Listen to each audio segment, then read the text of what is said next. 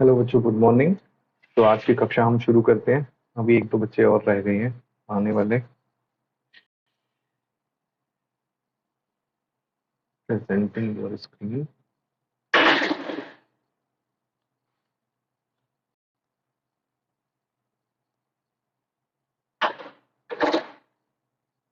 Screen आ रही है सबके पास?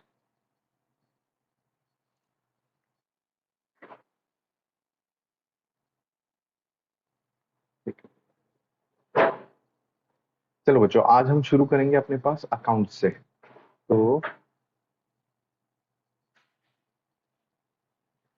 अच्छा, इससे पहले अब तक जो हुआ है, क्योंकि कुछ बच्चों ने हमें आज ही ज्वाइन किया है, तो बेटा आज से पहले हमने जो लास्ट क्लास में किया है, हमने कॉस्टिंग करा है और हमारी कॉस्टिंग जो है वो 20 मार्क्स की है। और 20 मार्क्स में मैंने 3 वीडियोस में या 3 लेक्चर्स में आपकी क्लास खत्म करी थी। वो तीनों के तीनों लेक्चर्स मोस्ट प्रोबेबली आपको आज एक साथ मिल जाएंगे। आज मैं आपके लिए एक कोर्स बना दूंगा, आपको वो कोर्स ले लेना है। आप में से किसी एक ने ऑलरेडी ले रखा है, वो भी दोबारा लेना। ये नया कोर्स है जो आज मैं इंट्रोड्यूस करूंगा।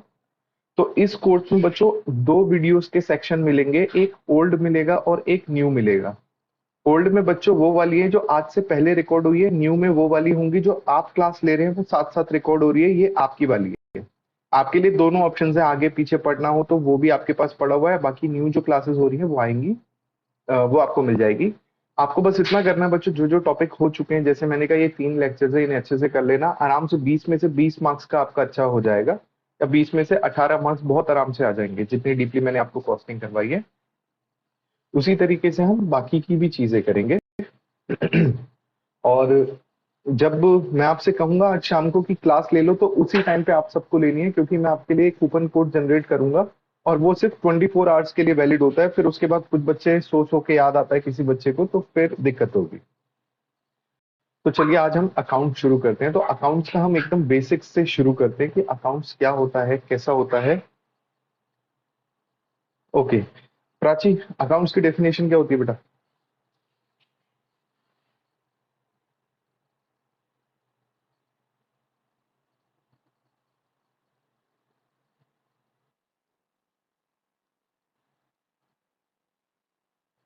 आरती,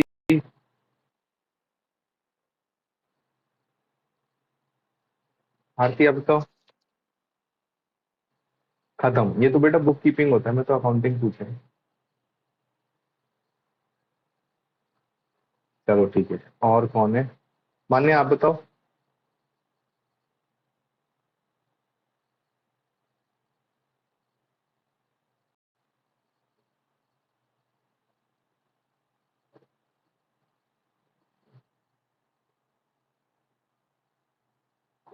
ठीक है, तो मैं ही बताता हूँ।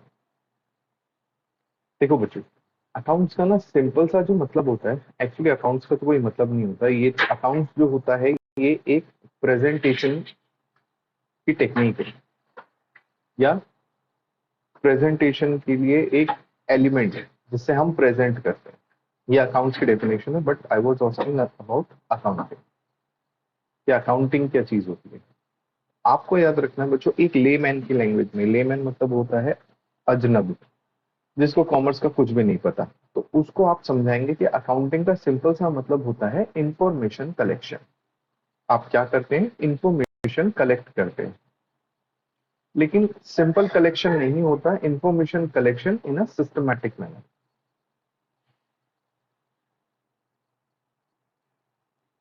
ठीक है, तो हम क्या करते हैं? Information collection in a systematic manner. अब आप कहोगे नहीं सर, आप तो कुछ अजीब सा पढ़ा रहे हो, हमने तो आज तक पढ़ा ही नहीं है ऐसे। तो एक ना बच्चों, आप याद रखना, आज तक आपने अकाउंटिंग पढ़ी ही नहीं है। आपने जो चीज पढ़ी है वो फाइनेंशियल अकाउंटिंग पढ़ी है। ठीक है, आपने फाइनेंशियल अकाउंटिंग पढ़ी है, या फिर आपने कॉस्ट अकाउंटिंग पढ़ी है, जो कि लास्ट कुछ क्लासेस में हमने पढ़ लिया, या फिर आप भविष्य में मैनेजमेंट अकाउंटिंग पढ़ेंगे। ओके, अब ये सारी की सारी चीजें हमें पढ़नी है। आप ध्यान से याद रखना, अकाउंटिंग, मैंने कहा अकाउंटिंग का मतलब है रिकॉर्ड करने की जगह इंफॉर्मेशन कलेक्ट करना। ठीक है, रिकॉर्डिंग करना और इंफॉर्मेशन कलेक्शन में एक ही डिफरेंस है, वो है सिस्टमैटिक मैनर। रिकॉर्ड के लिए तो आप एक 5th क्लास के बच्चे को डिक्टेशन दे दोगे, वो रिकॉर्ड कर लेगा, लेकिन उस ट्रांजैक्शन को डेबिट क्रेडिट करना, अकाउंट्स में रखना, प्रॉपर फॉर्मेट बनाना, वो सिस्टमैटिक मैनर होता है, वो सब नहीं कर सकते।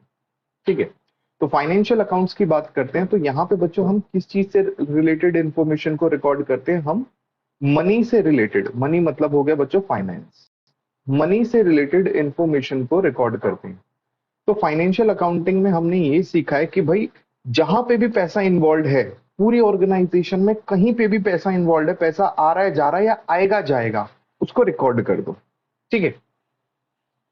अब दूसरा ये है कि एम क्या है बच्चों इसको रिकॉर्ड करने का। एम ये है कि हमें अपना फाइनेंशियल रिजल्ट पता करना है कि भाई हमने इतना पैसा लगाया, पैसा लगा तो उससे काम क्या हुआ, और हमारी जो फाइनेंशियल पोजीशन है वो क्या है। ठीक है बच्चों। अब financial result and financial position बताने के लिए हम कुछ रिपोर्ट्स बनाते हैं। पहली रिपोर्ट होती है statement of profit and loss and दूसरी स्टेटमेंट होती है स्टेटमेंट ऑफ बैलेंस शीट। ठीक है। नेक्स्ट आते हैं अगर हम बात करें टाइप्स ऑफ अकाउंट्स की, तो टाइप्स ऑफ अकाउंट्स में यहां सारे के सारे अकाउंट्स इन्वॉल्व होते हैं, ऑल अकाउंट्स इन्वॉल्व। नेक्स्ट अगर मैं इसमें बात करूं बच्चों, यहाँ पे जो टाइप ऑफ इंफॉर्मेशन होती है वो सिर्फ और सिर्फ क्वांटिटेटिव इंफॉर्मेशन होती है। क्वांटिटेटिव मतलब विच कैन बी मेजर्ड। और उसके बाद जो डेटा होता है बच्चों, सारा का सारा डेटा जो होता है वो हिस्टोरिक डेटा होता है। हिस्टोरिक डेटा मतलब जो घटनाएं घटित हो चुकी है। फॉर एग्जाम्पल मेरा बिजली का बिल आया, मैं अकाउंटिंग ट्रांजेक्शन कर दूंगा, मैंने आपको पैसे दिए, मैं अकाउंटिंग ट्रांजेक्शन कर दूंगा। लेकिन आज से 5 साल बाद मैं आपके साथ ट्रांजेक्शन करना चाहूंगा, क्या मैं उसकी ट्रांजेक्शन आज कर सकता हूँ? तो आंसर इज नो। तो ये हो गया बच्चों हिस्टोरिक की बात। अच्छा, जब मैं आपको कॉस्टिंग पढ़ा रहा था वहां पे था एक difference between cost account and financial account, जो कि मैंने कहा था जब आपकी फर्स्ट क्लास होगी तब मैं आपको करवाऊंगा, जब कॉस्टिंग की फर्स्ट क्लास होगी। तो अभी हम वही कर रहे हैं, financial account and cost account में डिफरेंस, एंड इसके साथ साथ मैनेजमेंट अकाउंट भी आ जाएगा। आपको एक और याद रखना है, सीएमए इंटर में ग्रुप 2 में मैनेजमेंट अकाउंटिंग सब्जेक्ट है, वहां पे हर बार 5 मार्क्स का question difference between management accounting and financial accounting 5 marks का आता है, जिसमें ये जो मैंने पॉइंट्स लिखे हैं ना बच्चों, आपको इसमें से कोई से 5 पॉइंट लिखने होते हैं। ठीक है। चलिए, ये हमने सारी की सारी बातें कर दी, एक आध पॉइंट आगे याद आएगा तो तब लिख दूंगा। तो ये हो गई बच्चों बात किससे रिलेटेड, फाइनेंशियल अकाउंट्स। अब आते हैं कॉस्ट अकाउंट्स पे। तो कॉस्ट अकाउंट्स का मतलब हो गया कॉस्ट को रिकॉर्ड करना। तो यहाँ पे हम किसको रिकॉर्ड कर रहे थे, यहाँ पे हम मनी को रिकॉर्ड कर रहे थे। अब हम किसको रिकॉर्ड करेंगे, अब ये कहता है रिकॉर्डिंग ऑफ या systematic collection of information of cost और एक्सपेंसेस। कहता है हम सिर्फ और सिर्फ अपने खर्चों को ही रिकॉर्ड करेंगे। एम क्या होगा बच्चों, एम होता है कॉस्ट ऑफ प्रोडक्शन को निकालना। ठीक है। रिपोर्ट्स क्या क्या बनती है इसमें बच्चों, जो रिपोर्ट बनती है उसको हम बोलते हैं कॉस्ट शीट, जो कि हमने लास्ट क्लास या लास्ट टू लास्ट क्लास में फॉर्मेटिंग करी है जिसकी। टाइप्स ऑफ अकाउंट्स की बात करें तो बच्चों सिर्फ और सिर्फ नॉमिनल अकाउंट को यूज करता है। इंफॉर्मेशन की बात करें तो ऑलवेज क्वांटिटेटिव इंफॉर्मेशन। क्वांटिटेटिव का क्या मतलब हुआ बच्चों, जो भी मेजर हो सकता है हम वही रिकॉर्ड करते हैं, चाहे वो क्वांटिटी के टर्म्स में हो चाहे वो रुपीस के टर्म्स में हो। और ये याद रखना बच्चों, सिर्फ और सिर्फ खर्चे रिकॉर्ड कर रहे हैं, खर्चे सिर्फ और सिर्फ नॉमिनल नेचर के होते हैं। किस टाइप का डाटा रिकॉर्ड होता है, always historic record. Next point है बच्चों मेरे पास स्कोप का। तो अगर मैं स्कोप की बात करूं तो बच्चों जो फाइनेंशियल अकाउंट है उसका मीडियम स्कोप होता है, इसका लोवेस्ट है। मैं इन तीनों को ही आपस में कंपेयर कर रहा हूं तो आप सिर्फ इन तीनों में समझेंगे उसको। इसका कॉस्टिंग का सबसे लोवेस्ट होता है, और मैनेजमेंट अकाउंटिंग कहें तो मैनेजमेंट अकाउंटिंग सबसे बड़ी होती है। अब पहले ना मैं आपसे मैनेजमेंट अकाउंटिंग डिस्कस कर लेता हूँ। अच्छा बच्चों, आपकी सिलेबस में ये है cost accounting. Cost accounting, financial accounting और 50 तरीके की अकाउंटिंग को मिला दो तो बनती है मैनेजमेंट अकाउंटिंग। तो मैनेजमेंट अकाउंटिंग कहती है कि जहां पे मैनेजमेंट अपने लिए इंफॉर्मेशन कलेक्शन कर रही है, और वो जो इंफॉर्मेशन है बच्चों वो ऑर्गेनाइजेशन के अंदर की भी हो सकती है, ऑर्गेनाइजेशन के बाहर की भी हो सकती है, वो पास्ट की भी हो सकती है, वो फ्यूचर की भी हो सकती है। आपने देखा जब आप फाइनेंशियल अकाउंटिंग कर रहे थे बच्चों, तो फाइनेंशियल अकाउंटिंग करते समय आप ऑर्गेनाइजेशन के अंदर बैठे थे, ऑर्गेनाइजेशन के अंदर के खर्चे देख रहे थे। कॉस्ट अकाउंटिंग करते समय आप ऑर्गेनाइजेशन के अंदर बैठे थे और सिर्फ फैक्ट्री के खर्चे देख रहे थे। बट मैनेजमेंट अकाउंट कहता है कि भाई ऑर्गेनाइजेशन के अंदर क्या हो रहा है उसको तो देखो ही देखो, प्लस बाहर क्या हो रहा है, गवर्नमेंट क्या कर रही है, गवर्नमेंट की पॉलिसीज कैसी है, आपका कॉम्पिटिटर क्या कर रहा है, आपका कस्टमर क्या कर रहा है, पब्लिक आपके बारे में क्या सोचती है, ये सारे के सारे डिसीजन मेकिंग तो है ही, और इंटरनल लेवल पे जो भी डिसीजन मेकिंग है वो भी सब करना है। तो मैनेजमेंट अकाउंटिंग कहता है बच्चों information collection for decision making. Information collection for decision making. अब नेक्स्ट क्वेश्चन आता है बच्चों, इसका एम क्या है? तो इसका एम यही है बच्चों, इसका एम क्या है? इसका एम है मैनेजमेंट की डिसीजन मेकिंग। मैनेजमेंट को भविष्य में कोई भी काम करना है बच्चों, तो उस काम के लिए कुछ बेसिस तो होगा। लाइक मेरे को भविष्य में कोई भी डिसीजन लेना है, तो डिसीजन लेने के लिए मेरे पास कुछ बेसिस होने चाहिए, पॉइंट्स होने चाहिए। और जितने आपके logical, clear, point two point data आपके पास होगा, मतलब ये सिंपल सा वो है बच्चों कि जैसा हमारा इनपुट होता है वैसा हमारा आउटपुट होता है। अगर इनपुट हाई क्वालिटी है तो आउटपुट हाई क्वालिटी होगा, पॉइंट टू पॉइंट होगा। यहाँ पे बच्चों अगर मैं रिपोर्ट की बात करूं, पी एंड एल भी बनता है, बैलेंस शीट भी बनती है, कॉस्ट शीट भी बनती है, और ढेर सारी other reports, various other reports. तो बहुत सारी रिपोर्ट्स भी बनती है इसमें। यहाँ पे बच्चों बात करें टाइप्स ऑफ अकाउंट्स की, तो यहाँ पे तो मतलब देख रहे हैं आप, P and L, balance sheet तो सारी आ रही है। यहाँ पे मैं लिखूंगा इंटरनल एंड एक्सटर्नल इंफॉर्मेशन। जैसे इन दोनों में इंटरनल इंफॉर्मेशन थी, जो हो रहा है सिर्फ वो इंटरनल एंड एक्सटर्नल इंफॉर्मेशन। जब आप करेंगे ना बच्चों इस पॉइंट को, ये जो कहा गया टाइप्स ऑफ अकाउंट्स है, इसको आप लिखना टाइप ऑफ इंफॉर्मेशन। तो यहाँ पे ऑल टाइप्स ऑफ अकाउंट्स को रिकॉर्ड करते हैं, यहाँ नॉमिनल अकाउंट को, और यहाँ इंटरनल एक्सटर्नल। तो इसमें मैं अकाउंट्स को काट के पहले ही लिख देता हूँ,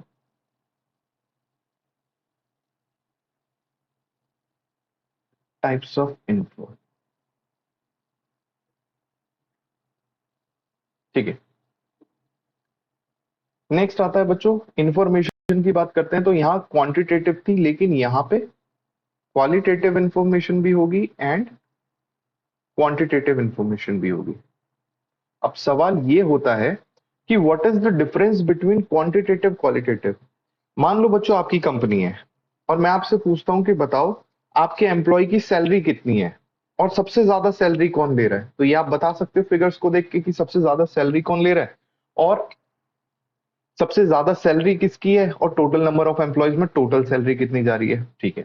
बट अगर मैं आपसे ये क्वेश्चन पूछूं कि इन सारे एम्प्लॉयज में सबसे अच्छा एम्प्लॉय कौन सा है, तो क्या आप सिर्फ अकाउंट्स को देख के ये बता सकते हैं कि सबसे अच्छा एम्प्लॉय कौन सा है? क्या आप आपके पास ऐसी दिव्य शक्ति है बच्चों?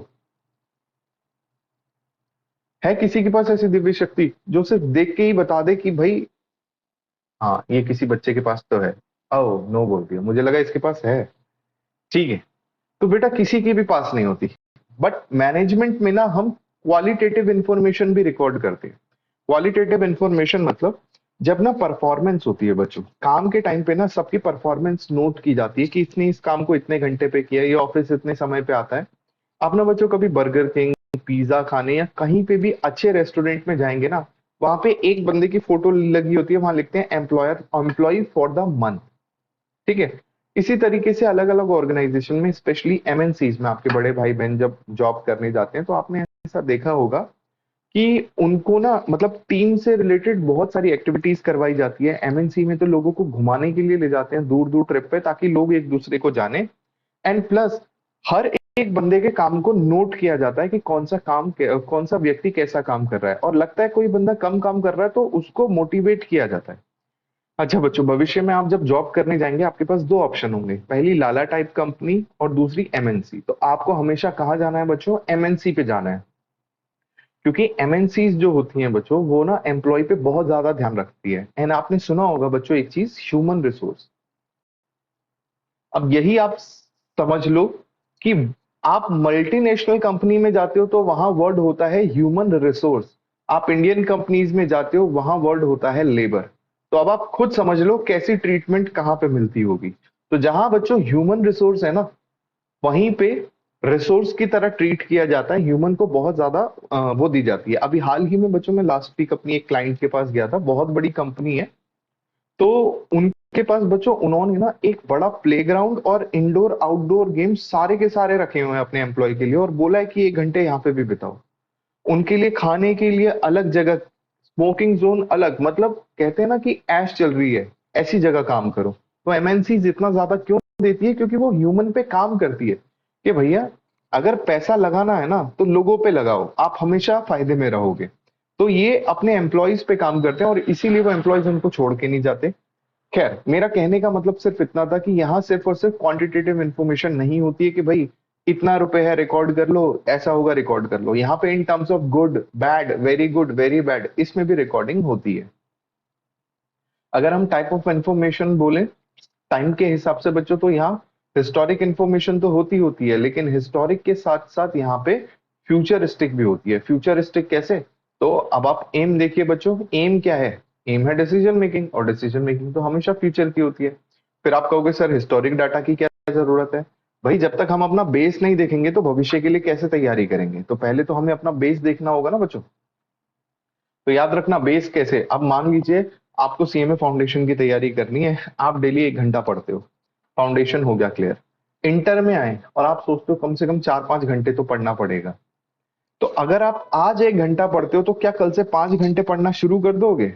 Answer is no. तो पहले डिसीजन लेने के लिए आपको अपना हिस्टोरिकल डाटा लेना पड़ेगा या बेस देखना पड़ेगा। फिर बेस के हिसाब से आप अपने लिए आगे की प्लानिंग करोगे। ऐसा नहीं कि कल तक पढ़ते नहीं थे और कल से 8 घंटे पढ़ेंगे, आईएएस को फेल करना है बस, ये ठान लिया दिमाग में। अगर ऐसा किया भी सोचा भी तो बच्चों 1-2 दिन आप पढ़ोगे, 8 घंटे का एवरेज निकालना बहुत मुश्किल काम होता है। ठीक है, नेक्स्ट इसका जो स्कोप है बच्चों वो है हाईएस्ट। तो ये बच्चों मेरी अकाउंट्स का पहला, अभी भी मैंने आपको अकाउंटिंग वर्ड नहीं समझाया है। अभी मेरा सिर्फ एक इंट्रोडक्शन था कि अकाउंटिंग को आसान शब्दों में इंफॉर्मेशन कलेक्शन कहते हैं, जिसमें फाइनेंस की इंफॉर्मेशन कलेक्शन, कॉस्ट की इंफॉर्मेशन कलेक्शन या मैनेजमेंट की डिसीजन मेकिंग से रिलेटेड इंफॉर्मेशन कलेक्शन हो सकती है। तो क्या आपको ये बातें क्लियर है, difference between financial accounting, cost accounting and management? किसी को कोई डाउट है तो पूछो, फिर हम आगे चलते हैं। No doubt? चलिए ठीक है, अब बच्चों आगे चलते हैं। नेक्स्ट है हमारे पास definition of accounting. Definition of accounting. अब बच्चों आज का ना, हमारी जो पहली क्लास है, हमारी पहली क्लास आज की सिर्फ और सिर्फ अकाउंटिंग की डेफिनेशन को ही समझने में जाएगी। और जब आप इस डेफिनेशन को ब्रेक करोगे ना बच्चों, आज चाहे सीएमए इंटर चाहे सीएमए फाइनल, कल को फ्यूचर में आप किसी जॉब के लिए टेस्ट देते हो, वेदर गवर्नमेंट जॉब और प्राइवेट जॉब, किसी भी चीज की आप तैयारी करते हो बच्चों, इस डेफिनेशन में आपके 3 से 5 मार्क्स छुपे हुए हैं सिर्फ डेफिनेशन में। तो डेफिनेशन हम शुरू करते हैं। तो ये कहता है accounting is an art of, अच्छा ये तो मुझे वर्ड टू वर्ड याद नहीं है, तो पहले मैं बुक से देख लेता हूँ बच्चों थोड़ी सी।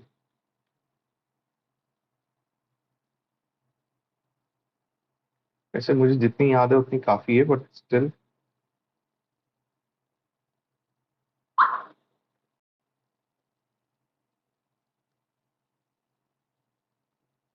ये है बच्चों, art of recording, classifying, summarising significant manner in terms of money transaction and events which are at least in financial character and interpreting the result thereof। ठीक है बच्चों, यही डेफिनेशन होती है। तो चलिए हम इस डेफिनेशन को ही एक बार लिख लेता हूं मैं। Accounting is an art of recording, classifying and summarising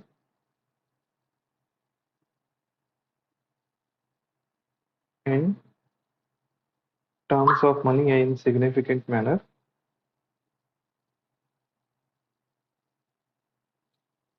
in significant manner and in terms of money।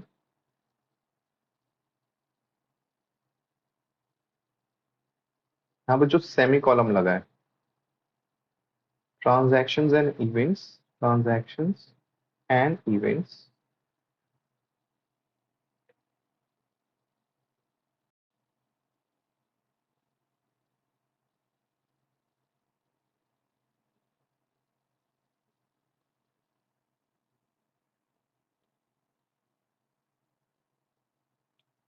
which are at least financial character and interpretation of result, interpretation of result thereof। ठीक है बच्चों, ये आ गई मेरे पास पूरी accounting की definition. अब मैं इस अकाउंटिंग को डेफिनेशन को ब्रेक करता हूं। तो सबसे पहली जो बात आती है बच्चों हमारे पास, accounting is an art of recording, classifying, summarizing in a significant manner in terms of money, transactions, events which are at least of financial character and interpretation of result thereof। तो अलग अलग वर्ड्स मेरे सामने आए हैं, जिसमें सबसे पहला वर्ड है मेरे पास आर्ट। आर्ट के बाद है बच्चों रिकॉर्डिंग। रिकॉर्डिंग के बाद है मेरे पास क्लासिफाइंग। बच्चों मजा ज्यादा तब आता है ना जब आप लोग एकदम सामने बैठे होते हैं, क्योंकि काफी सारी चीजें यहाँ पे डिस्कशन करने वाली है। समराइज। तो सबसे पहले बच्चों बात करते हैं हम आर्ट की। तो आर्ट का मतलब होता है वे ऑफ डूइंग समथिंग, किसी काम को करने का एक तरीका। लाइक अकाउंटिंग आपने भी करी, अकाउंटिंग मैंने भी करी है, वो सब तो छोड़ो बच्चों, फाइनल अकाउंट्स आपने भी बनाए हैं, फाइनल अकाउंट्स मैंने भी बनाए हैं। पर अगर मैं फाइनल अकाउंट बनाता हूं तो मेरे को बड़ा सा बड़ा क्वेश्चन करने में 6 से 7 मिनट लगते हैं। आप वही करेंगे तो आपको 20 से 30 मिनट लगेंगे। उसके बहुत सारे रीजन है।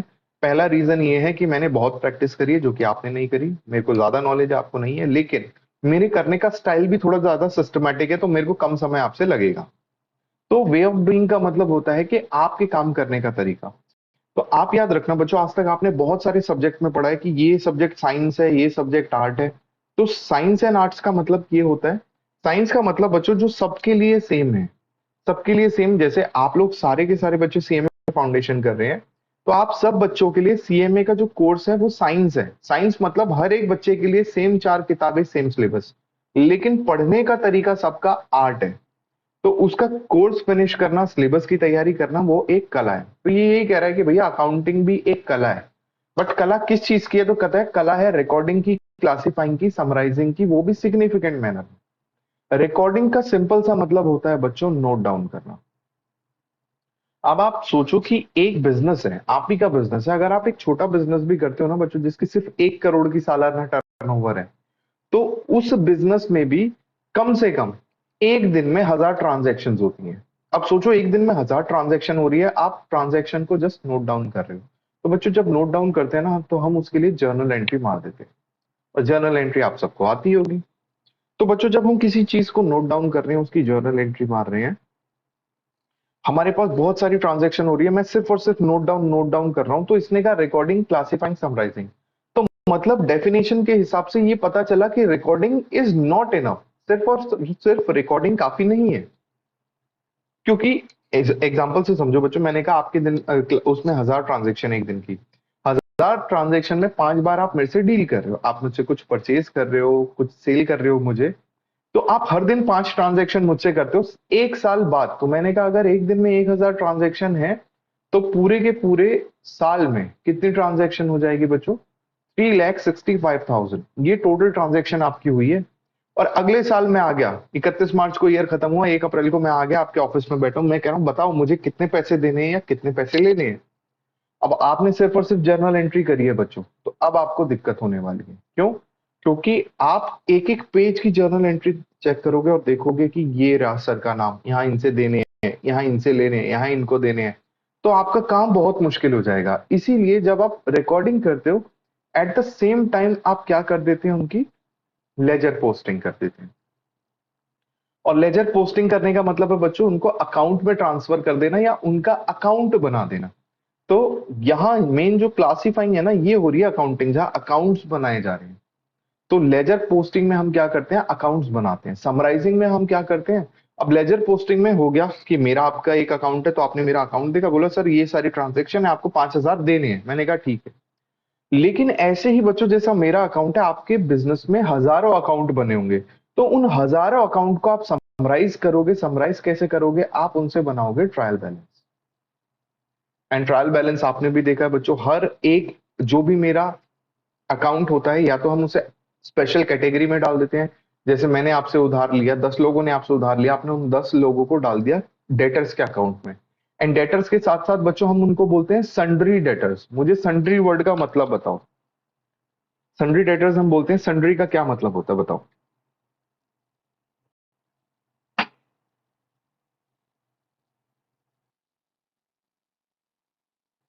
अच्छा, तो डेटर कौन होता है?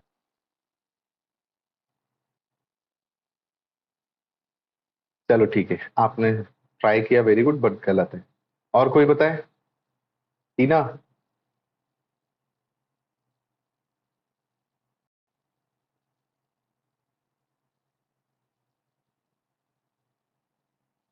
मान्या, ये माइक खोल ये क्लास ले वो करके चले जाते हैं क्या बच्चे? हर्षिता आप बताओ।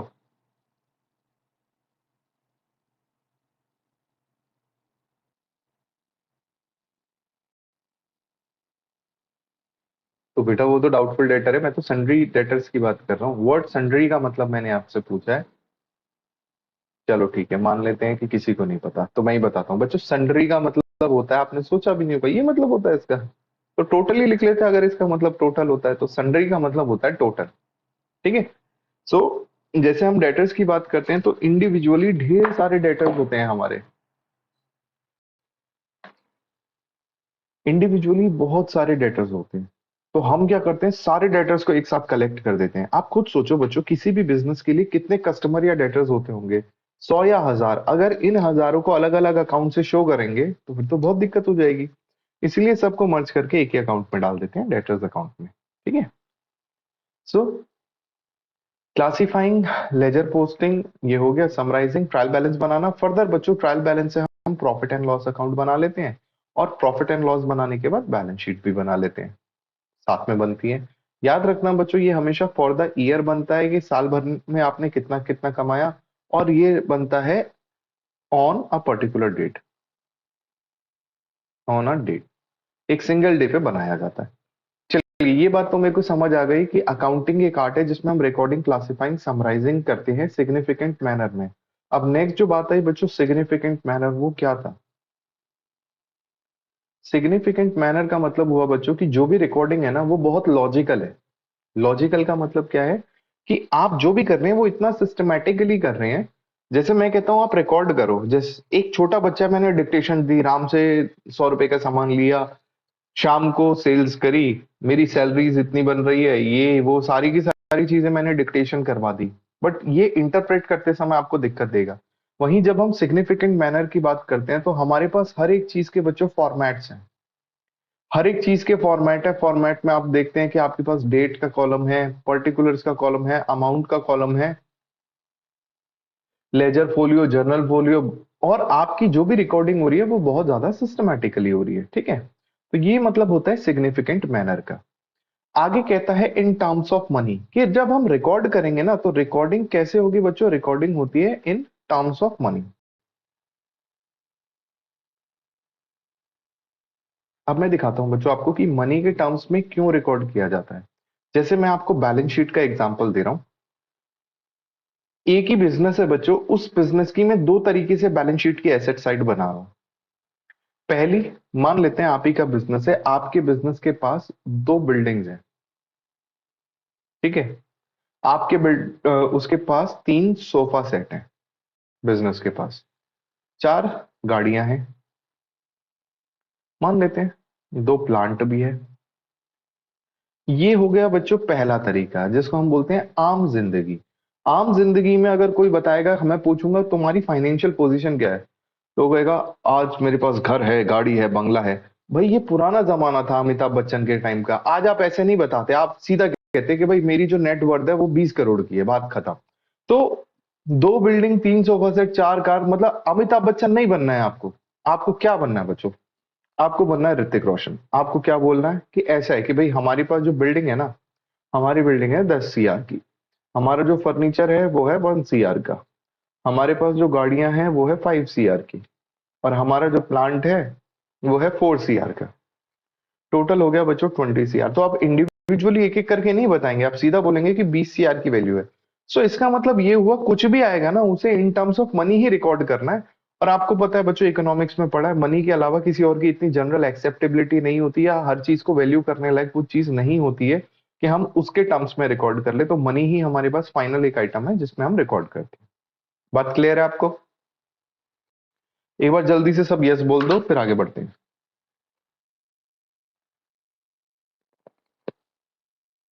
ठीक है, अभी भी एक आध कम यस है।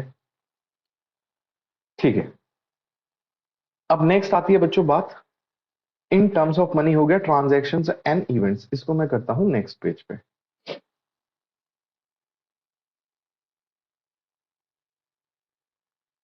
Transactions and events. तो बच्चों ट्रांजैक्शन का मतलब तो आपको अच्छे से पता है, जिसको हम हिंदी में कहते हैं लेन देन। ठीक है, क्या बोलते हैं इसे हिंदी में? लेन देन। अब आपको पता है बच्चों, जहां पे भी ट्रांजैक्शन की बात हो रही है, या तो आप कोई गुड्स दे रहे हैं या सर्विस दे रहे हैं, या फिर आपके पैसे जा रहे हैं, और जब भी आपके पैसे जा रहे हैं बच्चों, उसकी रिकॉर्डिंग तो बनती है। तो ये जो कह रहा था ना अभी तक, रिकॉर्डिंग, क्लासिफाइंग, समराइजिंग, किसको? ट्रांजैक्शन को और इवेंट को। तो ट्रांजैक्शन आपको बहुत अच्छे से समझ आता है कि हाँ सर इसकी रिकॉर्डिंग बनती है। सवाल आता है इवेंट्स का। सर इवेंट्स को क्या रिकॉर्ड किया जाता है, क्यों रिकॉर्ड किया जाता है, कब रिकॉर्ड किया जाता है? तो सबसे पहली बात बच्चों की, इवेंट्स होती क्या है? तो इवेंट्स का मतलब होता है कोई भी हैपनिंग, बच्चों कुछ भी होना जो सब लोगों का ध्यान अपनी तरफ कर ले। ठीक है, कुछ भी ऐसी हैपनिंग जो सबका ध्यान अपनी तरफ कर ले। फॉर एग्जाम्पल, अगर एक व्यक्ति रोड से चल रहा है, चल रहा है, चल रहा है, ठीक है, अगर सिर्फ वो वॉक कर रहा है बच्चों, ये क्या हुआ? कनेक्टेड है।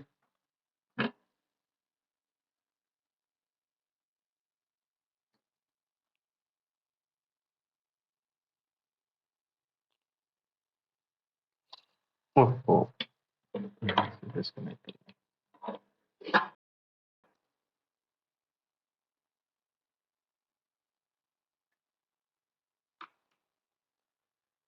Just give me 1 minute students.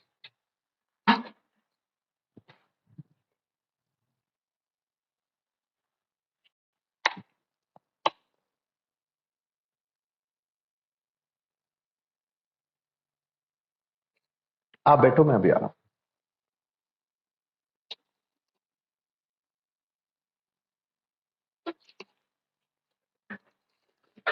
Okay, yes बच्चों, तो कोई भी चीज जो आपकी तरफ ध्यान अपना खींच ले। फॉर एग्जाम्पल, अगर एक बंदा सिर्फ चल रहा है, सिर्फ वॉक कर रहा है बच्चों, तो वॉक करना आपको पता है कि सर ये तो कोई इवेंट नहीं है, माना कि हैपनिंग है। लेकिन वॉक करते करते अगर वो गिर जाए, तो क्या ये एक इवेंट है? तो बिल्कुल सर, सब लोगों का ध्यान वहां जाएगा। ऐसे ही बच्चों, आप एग्जाम्पल लो कि एम्प्लॉयर और एम्प्लॉय की लड़ाई चल रही है, तो क्या ये एक इवेंट है? हाँ बिल्कुल, ये एक इवेंट है, क्योंकि सब लोग देखेंगे कि भाई देखो कैसे लड़ रहे हैं दोनों लोग बेवकूफों की तरह। लेकिन क्या ये एक फाइनेंशियल इवेंट है? इवेंट है, ठीक है, तो क्या इवेंट को रिकॉर्ड कर देंगे? यस और नो? क्यों नहीं करेंगे बेटा, ये बताओ। नहीं करेंगे, बात ठीक है आपकी, क्यों नहीं करेंगे? यही बात इसने आगे बोली है इसी के, जब ये कह रहा था ना सिग्निफिकेंट मैनर, सॉरी, यहाँ पे transaction which are at least of financial character, तो ये बात आ जाती है कि हैपनिंग, ट्रांजैक्शन में तो फाइनेंशियल कैरेक्टर होता ही है, लेकिन इवेंट में भी फाइनेंशियल कैरेक्टर होना जरूरी है। अगर फाइनेंशियल कैरेक्टर नहीं होगा तो आप इसको रिकॉर्ड नहीं कर सकते। फाइनेंशियल कैरेक्टर मतलब बच्चों डायरेक्टली इनडायरेक्टली मनी इन्वॉल्व होना चाहिए। फॉर एग्जाम्पल मान लेते हैं बच्चों, एग्जाम्पल है कि एक एक्सीडेंटल डेथ हो गई, accidental death in factory. Factory में बच्चों एक बंदा मशीन के नीचे आ गया, या फिर किसी भी वजह से उसकी डेथ हो गई। तो क्या ये एक इवेंट है? तो ऑफ कोर्स ये एक इवेंट तो है, जब उसकी डेथ होगी सब लोग देखेंगे। बट क्या ये एक फाइनेंशियल इवेंट है? जल्दी बोलो बच्चों, यस और नो?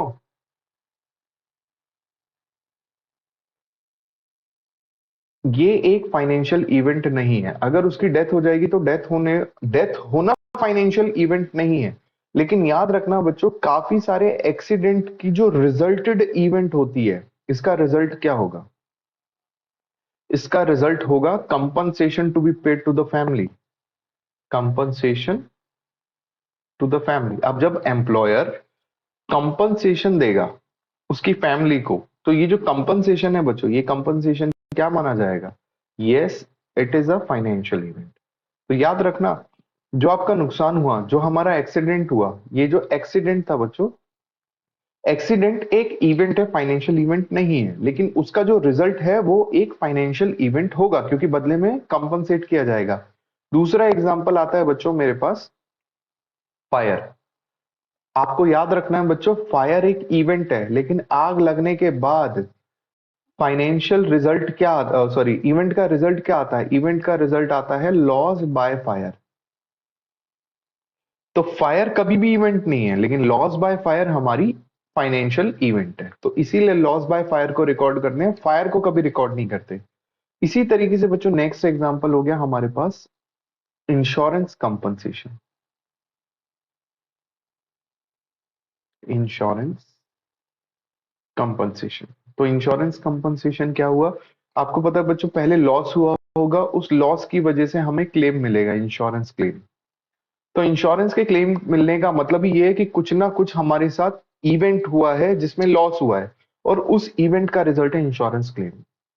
आपके एग्जाम में बहुत बार आया बच्चों, which one of the following is not a financial event, उसमें ये सब चीज बता देंगे और आपसे पूछेंगे कौन सी फाइनेंशियल इवेंट नहीं है। तो जो भी बिजनेस में जनरली होता है वो फाइनेंशियल इवेंट नहीं है, या जो भी ट्रांजैक्शन नहीं है वो फाइनेंशियल इवेंट हो भी सकती है, नहीं भी हो सकती है। नेक्स्ट एग्जांपल है बच्चों हमारे पास क्लोजिंग स्टॉक। अब कमाल की बात ये बच्चों, ये तो आपने 50 बार पढ़ा है क्लोजिंग स्टॉक, लेकिन आज तक आपको ये नहीं पता था कि ये एक फाइनेंशियल इवेंट है। क्लोजिंग स्टॉक फाइनेंशियल इवेंट इस तरीके से होती है बच्चों, कि हम बोलते हैं कि मैंने 100 यूनिट्स मंगवाई थी, पर 100 की 100 सेल नहीं हुई, इसका मतलब 10 यूनिट क्लोजिंग स्टॉक है, इसका मतलब सारी की सारी यूनिट सेल नहीं हुई है। जस्ट गिव मी 1 मिनट बच्चों, मैं अभी क्लास कंटिन्यू करता हूँ।